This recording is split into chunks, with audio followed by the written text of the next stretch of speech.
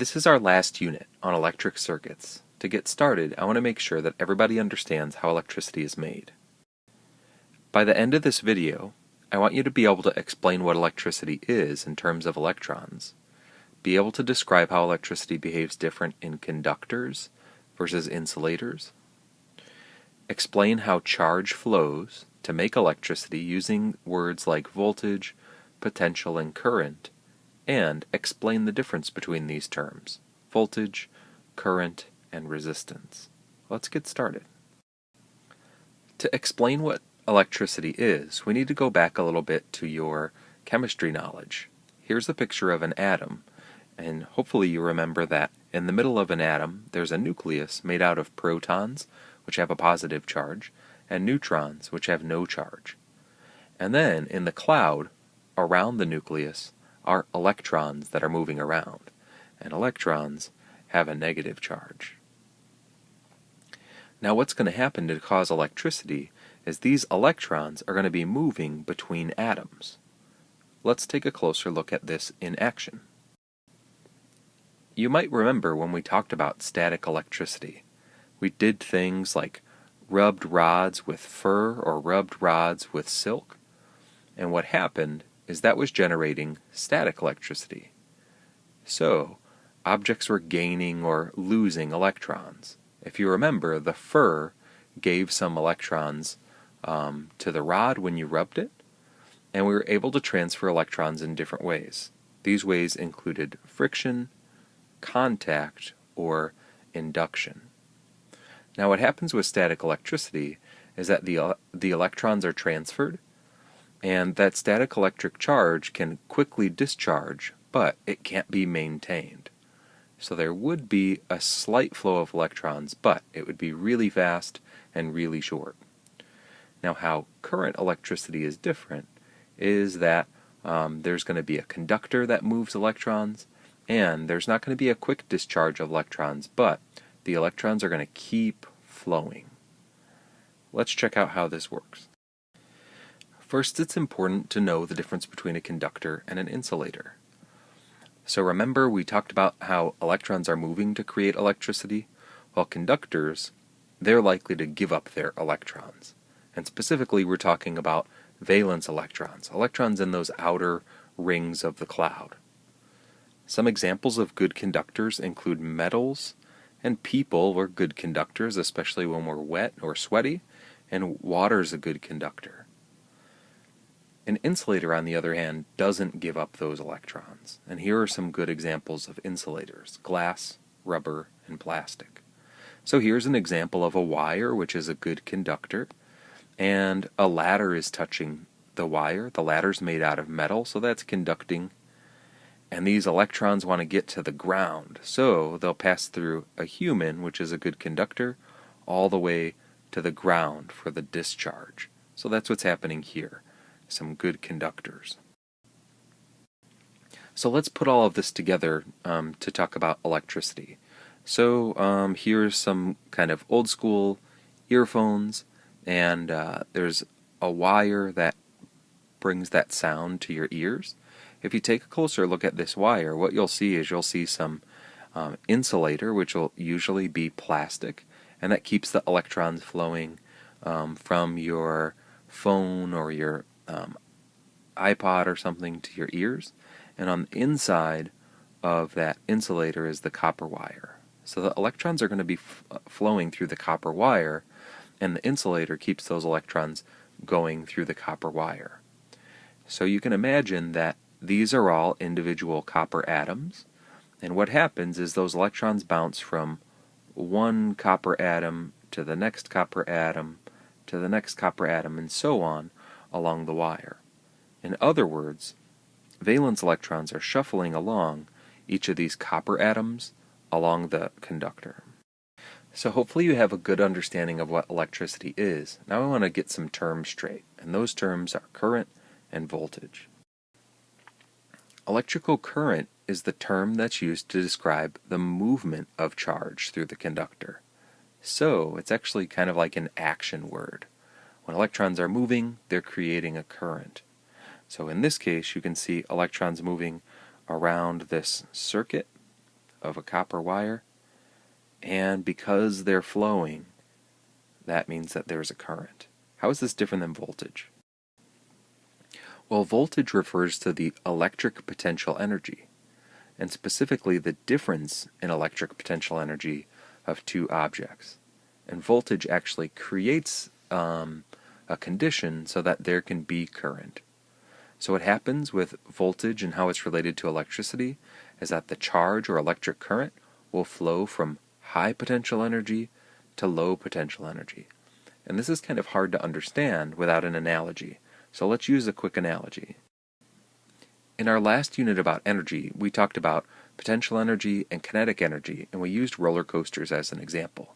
So let's go back to that. Here's a roller coaster at the beginning, and since it's very high off the ground, it has high potential energy.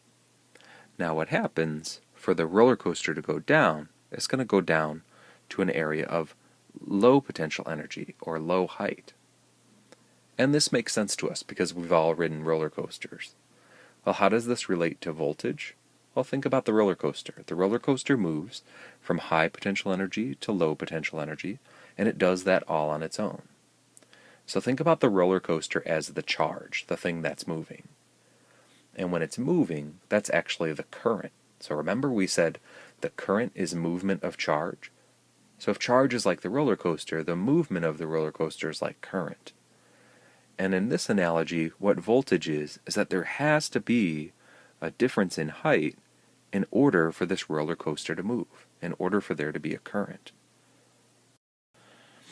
At the end of the day, what I want you to know is that voltage is what allows current to happen. It's a difference in electric potential energy. Current is actually the movement of electric charge. It's not the electric charge itself. So current and electric charge, that's what's moving through a wire. Voltage doesn't move. So again, what's moving? Is voltage moving? No, it's not moving. Is charge moving? Yes, absolutely. So is current moving? Well, it's kind of. You could kind of say. Current is actually the movement of the charge. So it's kind of like kind of. So current is like saying movement. To make it easier to talk about current and voltage, we have different symbols and units for them. So for current, the symbol is going to be I, which is kind of weird. And the unit for current is going to be amps.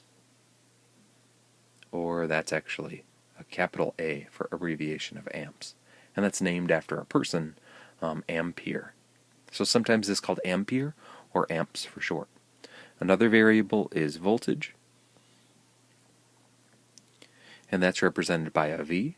And the units for voltage are volts, which is also abbreviated as a capital V. Let's go back to our roller coaster analogy to understand a little bit more about voltage and current. What happens when there is no voltage? Remember, we said that voltage is a difference in height in the roller coaster, going from high potential energy to low potential energy. Now on this roller coaster, the track is flat. There is no difference. There is no area of high potential energy and low potential energy. It's all flat. So that roller coaster is not going to move. Just like charge isn't going to move when there's no voltage across a circuit. So, what has to happen? Well, in a roller coaster, to get to that area of high potential energy, you need a lift. You know that really scary part when you're on a roller coaster and you hook up to this chain and that chain is bringing you up to the peak of the roller coaster? You get the willies in your stomach?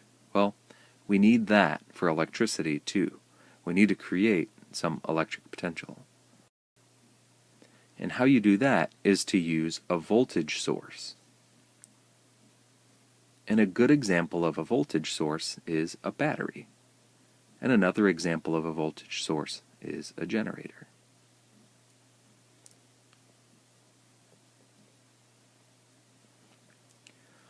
So, in a roller coaster, in order to get to the top and have this high potential energy, there needs to be a lift to bring you up there. and the lift makes sure that the roller coaster can keep going in a circle. Now, a voltage source like a battery or a generator makes sure that there is constant potential difference or voltage so that there can be current, so that charge can flow. The last thing that I want to talk about is resistance, because this is going to be really important when we start to build circuits. Resistance is the property of a material to resist electricity through it. So, electrons don't flow perfectly through any material, but they flow pretty good through conductors, so conductors have a low resistance, and insulators don't move electrons very well at all. They resist the flow of electrons through themselves. So insulators have a very high resistance. Charge doesn't flow very good through insulators. The units that we use to express resistance are going to be something called ohms, and they're represented by this Greek symbol called an omega, which looks like you start to draw a line, and then you almost draw the letter O, and then you finish that line.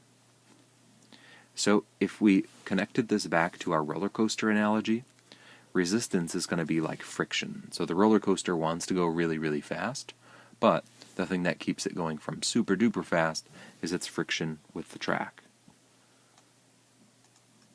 How does this work with electricity, and why is this important? Well, one thing that resistance can do is it can actually convert that electric potential energy into other forms of energy.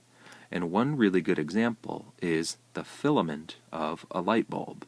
So here's the filament of the light bulb, and if you've ever looked really close at a light bulb, you might have seen that.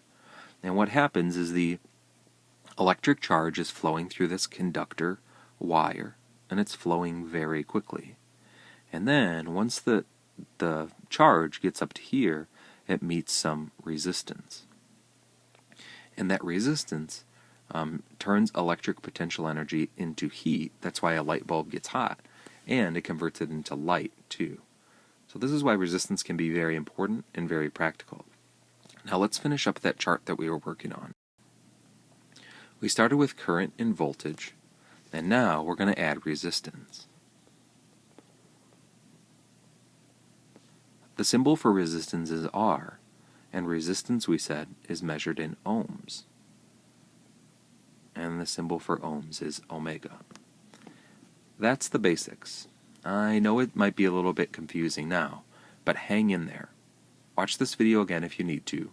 Read the book, do the book Cornell notes or the book practice questions, and ask questions to me in class.